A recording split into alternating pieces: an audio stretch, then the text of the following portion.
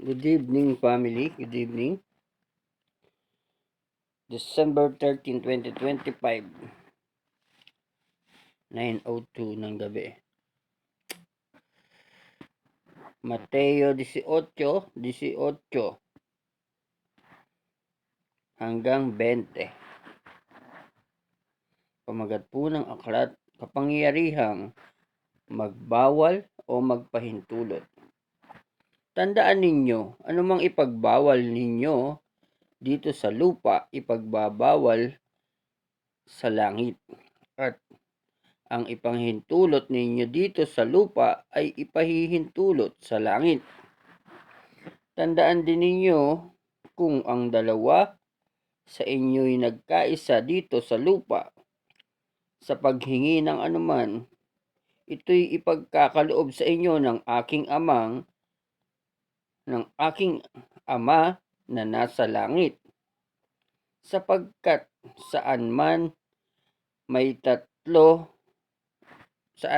dalawa o tatlong nagkakatipon sa ngalan ko, naroon akong kasama nila.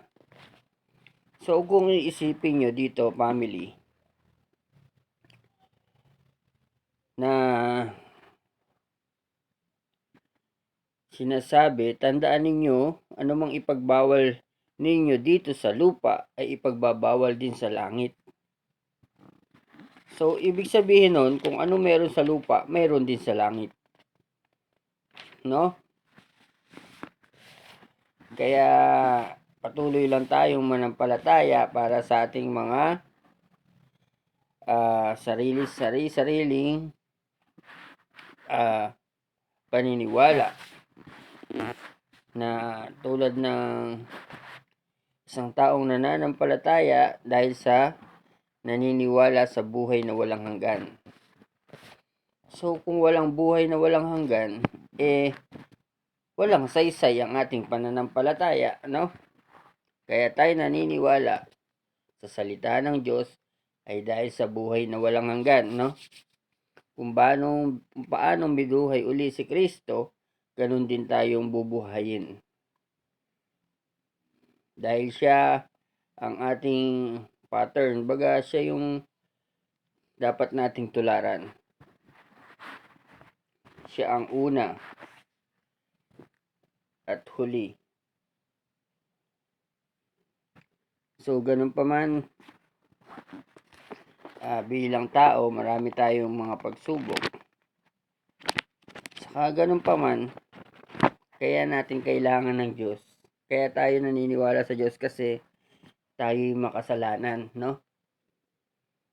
Kasi bakit ka pa maniniwala sa Diyos kung hindi ka makasalanan?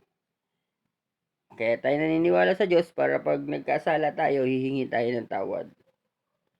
Ang importante, lagi tayong may Diyos at kasama natin ng Espiritu Santo. Kasi ang Espiritu Santo ang gagabay sa atin na yung mga dati nating hindi alam na mali pala, ipapaunawa sa atin ng Espiritu Santo para maunawaan nating mali.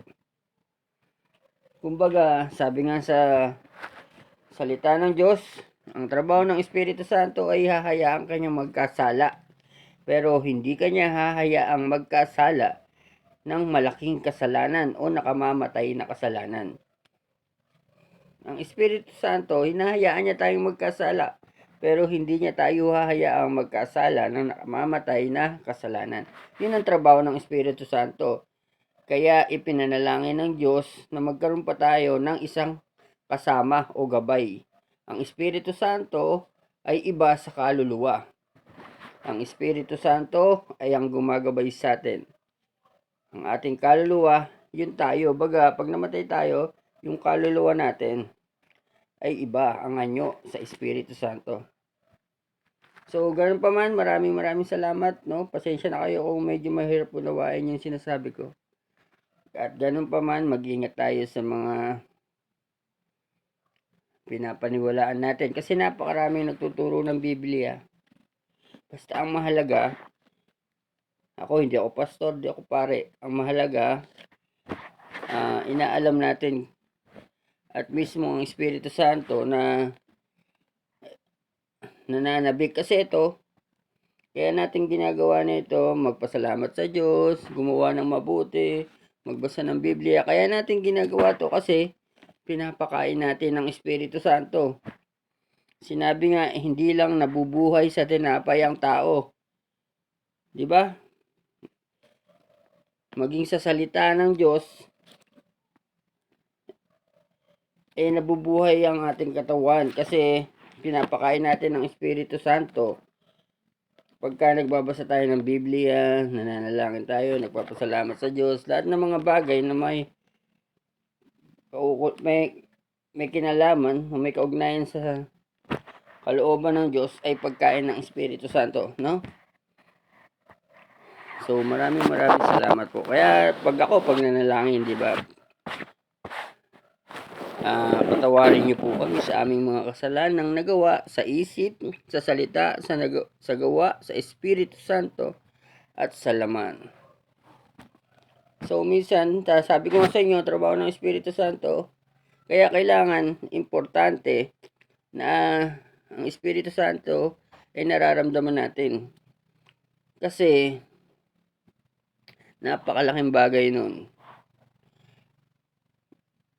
Ang trabaho niya, halimbawa, yung mga marami, halimbawa, nagdadrive ka ng motor, lasing na lasing ka, mababangga ka, bigla ka mong nailiko. Ang gumagawa nun, hindi guardian angel. Baga, yun yung Holy Spirit. Ginaguide ka niya na maingatan sa mga bagay na ikapapahamak mo. Ganon ang Espiritu Santo. So, maraming salamat po, no? Patawarin niyo po kami sa aming mga nagawang kasalanan sa isip, sa salita, sa gawa, sa Espiritu Santo, at sa laman. Pagpalain niyo po ang nagpapala sa amin at ingatan ng mag-iingat sa amin sa pangalan ni Jesus.